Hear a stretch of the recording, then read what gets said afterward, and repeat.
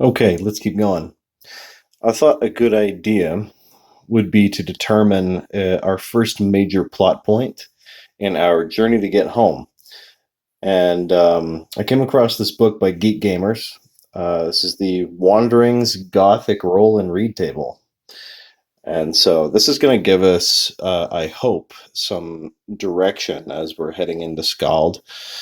Um, so it has kind of this section at the front for determining the context of what we're about to roll. So this is like an entry in a journal or like a memory or a dream. So let's roll that first. That's number 3. This entry is meant to be foundational for a setting. Either start with this entry or use it to guide a major scene change. Well, that's perfect because we're changing scenes from Arnberg um, to Skald. So let's do that. So this is a 2d8 book where you roll, and then whatever you roll is actually going to be from a piece of Gothic literature. And I figured that's perfect because the Domains of Dread, the whole thing with Domains of Dread is Gothic horror. So let's give it a shot. So we have to arrange this into a ones and tens place. So we got a 52. Let's do some more page flipping and go find 52. I got the opportunity to do this today because it snowed so much where I work that we can't run our trucks today because it's just buried. So unfortunately, I'm going to have to work Saturday, but you know what? It's fine. I figured let's go do some more Domains of Dread. Okay, this is somewhat lengthy, and I'll just read it for us. How's that? Okay, so it says, "Do you think the chimney piece is as solid as it looks?" Henry proceeded. "When you came in, I was just wondering whether this figure here had not accidentally loosened itself from the wall behind it." He laid his hands on the marble forehead, and for the third time. "To my eye, it looks a little out of the perpendicular. I almost fancied I could jog the head just now, and when I touched it, he pressed the head inwards as he said those words. A sound of jarring iron was instantly audible behind the wall. The solid hearthstone in front of the fireplace slowly turned at the feet of the two men, and disclosed a dark cavity below. At the same moment, the strange and sickening combination of odors hitherto associated with the vaults of that old palace, and with the bedchamber beneath, now floated up from the open recesses and filled the room. The manager returned with wax paper in his hand, which he lighted as soon as he entered the room. Looking into the cavity, by the dim flickering light, the both detected a dark object at the bottom of it. "I think I can reach the thing," the manager remarked, "if I lie down and put my head into the hole." He stretched himself at full length on the floor and passed his right arm into the cavity. "I can't say exactly what I've got a hold of," he said, "but I've got it." Half raising himself, he drew his hand out, and the next instant he started to his feet with a shriek of terror. Oh, it doesn't even tell us what it is. That's really intense. Is it continued? No. That's all we get. Okay, so whatever these guys found, I'm going to assume whatever they found and where they found it, it was going to be a key piece to us going home. Oh, that's really intense. I'm going to keep my character sheet in here so that we can reference that page later. So, in the meantime, let's roll a random encounter for us on the way to Skald. And let's see if we run into anything. So we're going to do the typical thing. I'm going to roll this d6, and on a 1 or a 2, we've run into something on the road to Skald. That's a 4. No. So I take that to mean we get to Skald just fine. A couple things we should know about Skald. First is that it's home to this pleasant-looking gentleman, this guy with the crazed smile. That is the Dark Lord of Cardakas, Harkon Lucas.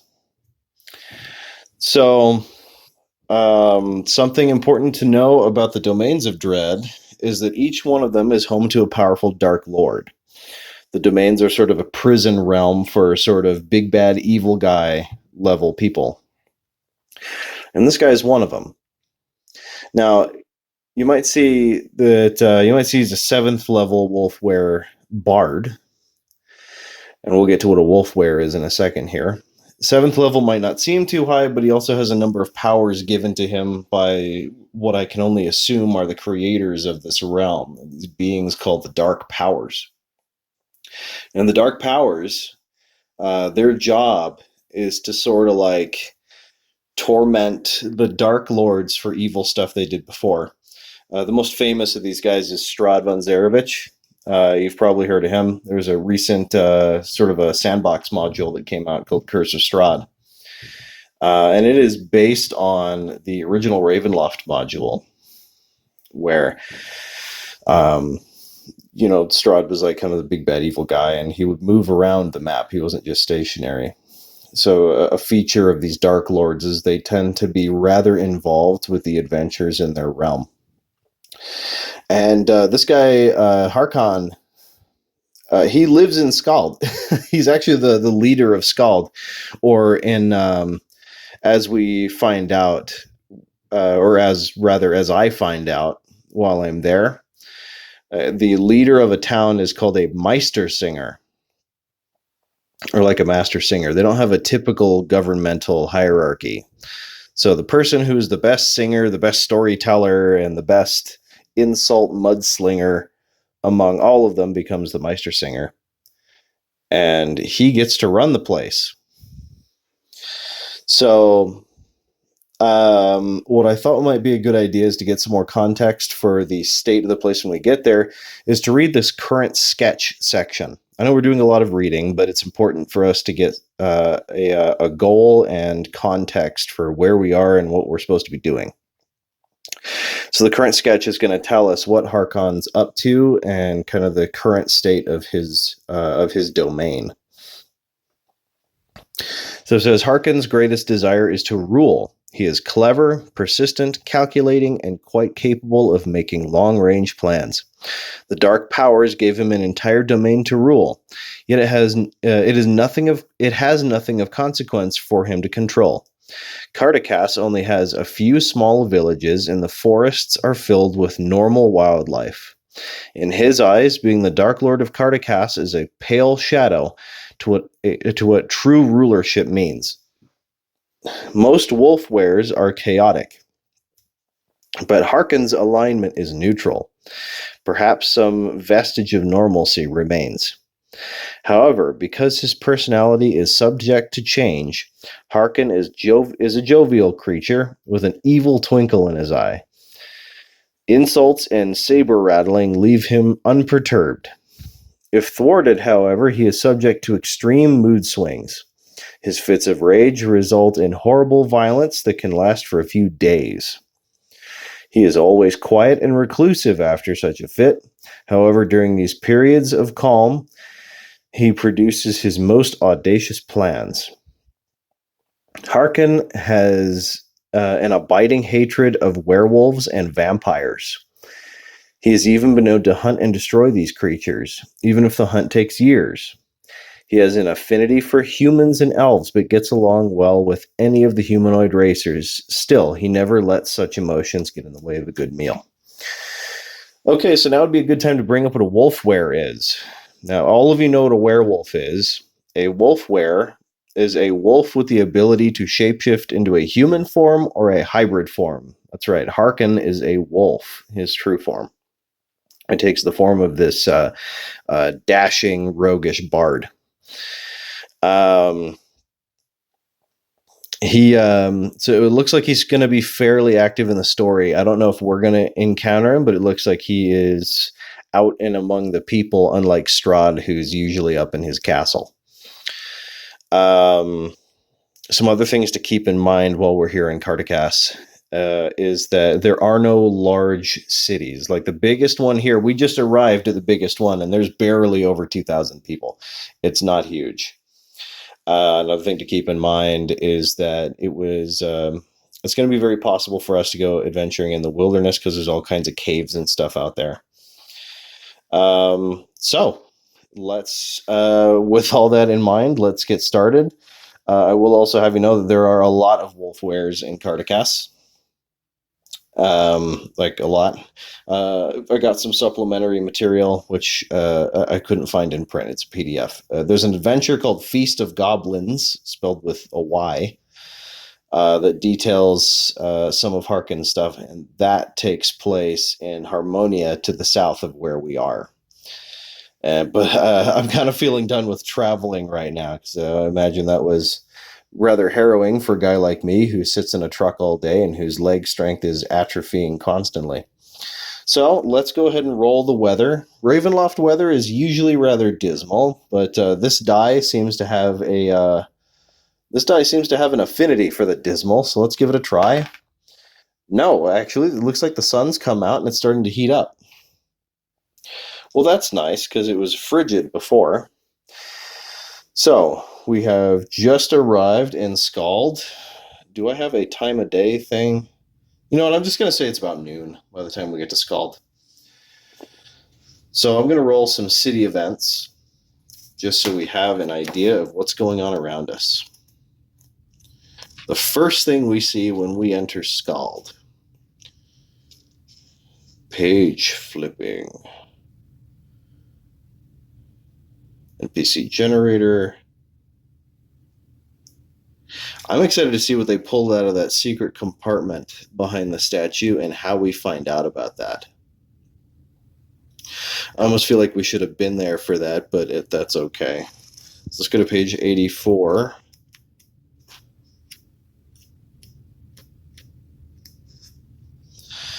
Okay.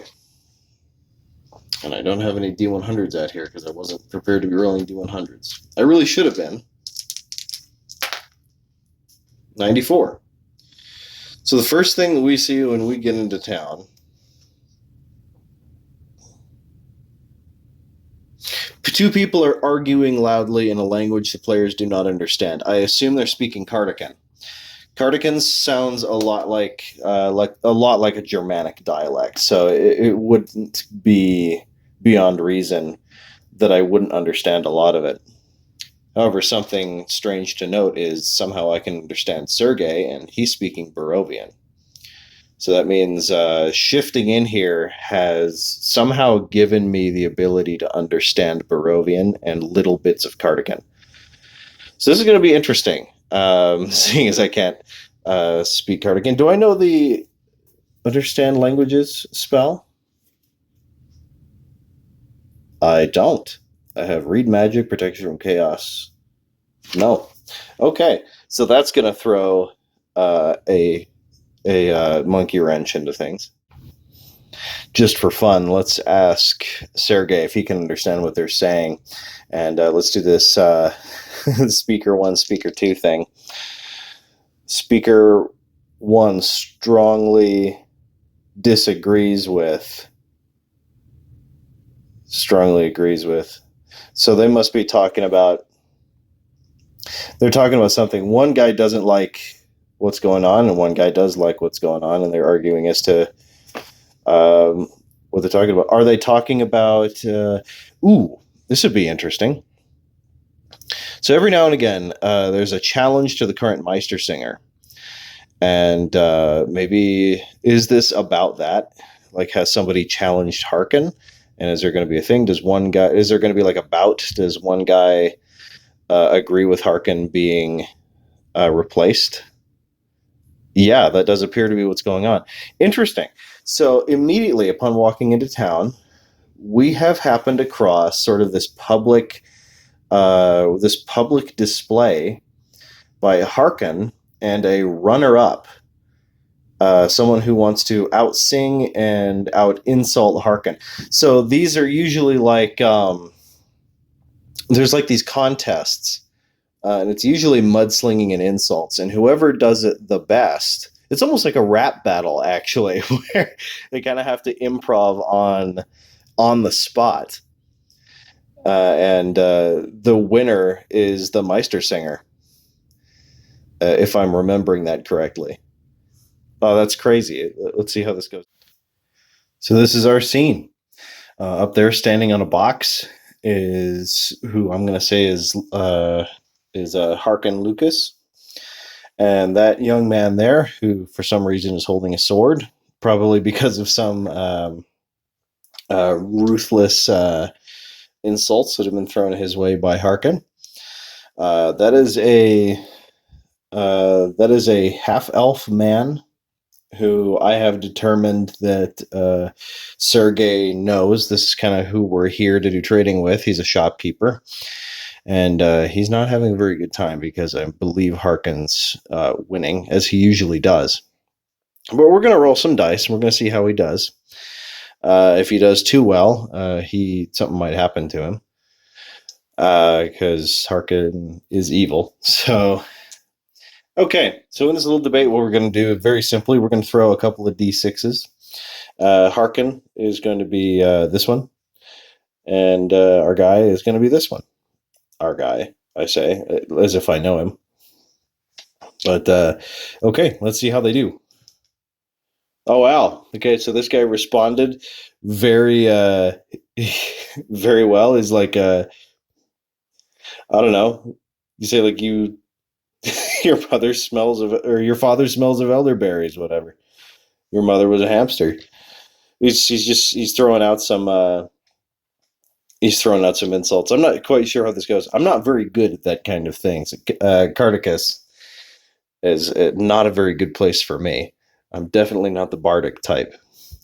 Let's see how Harkin responds. Does it go well? No, he's doing very well. I fear we may lose our mercantile contact at some point here. But let's see how I have this great emotional die. Let's see how the gathered crowd is reacting. Oh, they're very sad. They like Harkin.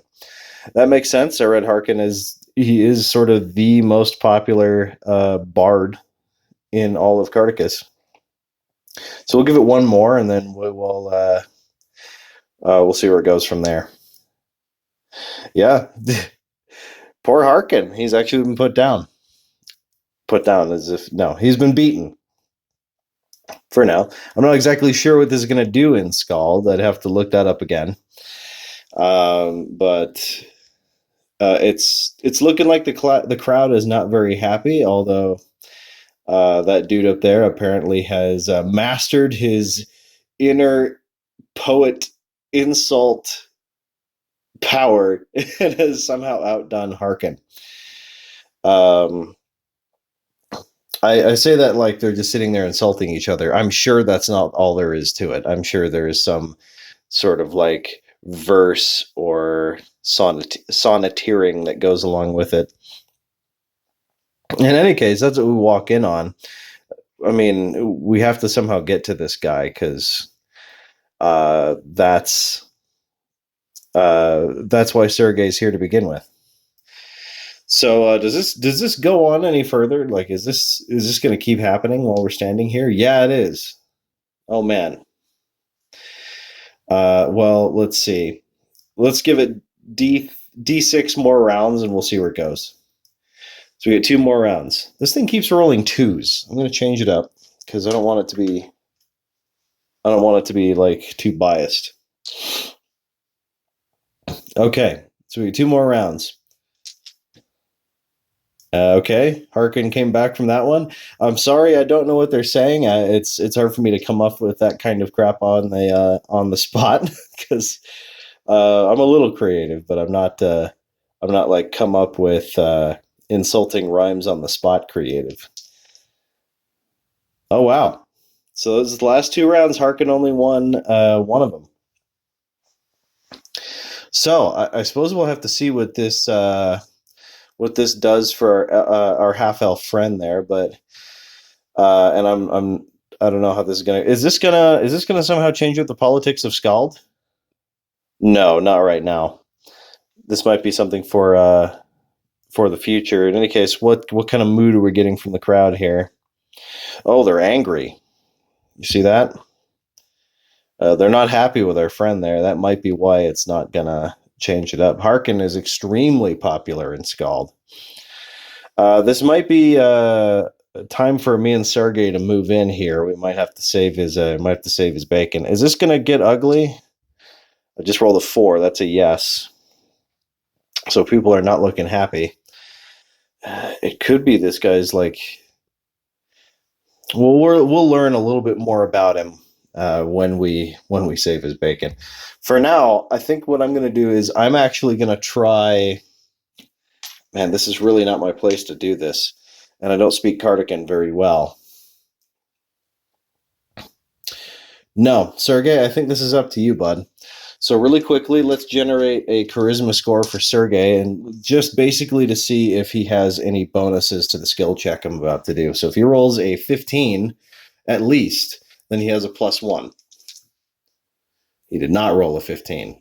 He rolled a 9. So luckily, I don't think 9 has any drawbacks. Let's take a look. Whoa. My notes flying everywhere. No, 7 through 14 is average, so there's no -1 for this roll. Okay, so I'm thinking our target roll. I think he needs to get like a 10. Otherwise, we might be talking to him through a jail cell. So let's try it out. He gets a 9. I think I'm going to try and back him up. He's going to be like, "Hey guys, I need to talk to this guy," or he's going to act like he's his friend or something. This is some kind of charisma roll to get them to calm down. So if I can get that same score, if I can get at least a 9, then I've helped him out. Which I do not get. I get a 7. Looks like we're talking to him through prison bars. I don't know why they'd get that angry. I'm sure we're missing some context here. Maybe he was being a scamp, being a scoundrel earlier. Wouldn't surprise me. Actually, as the crowd is walking off with our merchant friend, this might be a good idea, or this might be a good time to see if anything happens with Harkin, because we kind of made a scene trying to stick up for this guy. So let's see if Harkin takes notice of us. If he does, then Harkin will play sort of a bigger part in the story. If not, then maybe we'll encounter him later. But either way, we need to go talk to that guy after we're done in this scene. So let's see if Harkin notices. Yeah, he does. So that is in the positive. So Harkin has seen that he's seen that we were trying to stick up for his opponent. Let me go get that book with the word salad in it, and we'll see what he says to it. Those of you who don't know what I'm talking about when I say word salad, it's something I used to do a long time ago during the original Horrible 4 series. I use a book. This one. This is the Mythic GM emulator, which I hear they came out with a second edition too, so I might have to check that out. Near the back of this, there's a couple of roll tables, and I use these to sometimes just kind of generate dialogue, or sort of the idea of dialogue, or whatever they're saying. So if Harkin's going to say anything to us, here's what we're going to do. We're going to roll a D100 twice. One of them is going to be an action and a subject, so that we're going to use this to determine meaning from what he says to us. So this first one was 65, and the second one is 38. So 65 and a 38. A 65 is attach, and a 38 is a path. Attach a path. So from this, I can only imagine that he's either telling us to go away, attached to a path, or he's noticing that we've just gotten off the road and we don't look like we're from around here. So I'm going to roll evens odds. Evens, it's the first one, and he's not very happy with us, which I would imagine he's not in a very good mood after being beaten. And then the second one is more just like, oh, here's this interesting diversion of these people who just showed up. That's an odd, so that's going to be the second one. So he's actually found us interesting. as opposed to annoying, which I suppose is good. We don't really want to be on the Dark Lord's bad side already. We just got here. So I don't know. Is there anything he wants to ask of us or tell us to do, or is he just going to say, "Oh, that's interesting"? So is there anything he wants? No, no. He just said, "Oh, that's interesting," and he's gonna leave. But we are gonna have to go see our merchant friend in jail.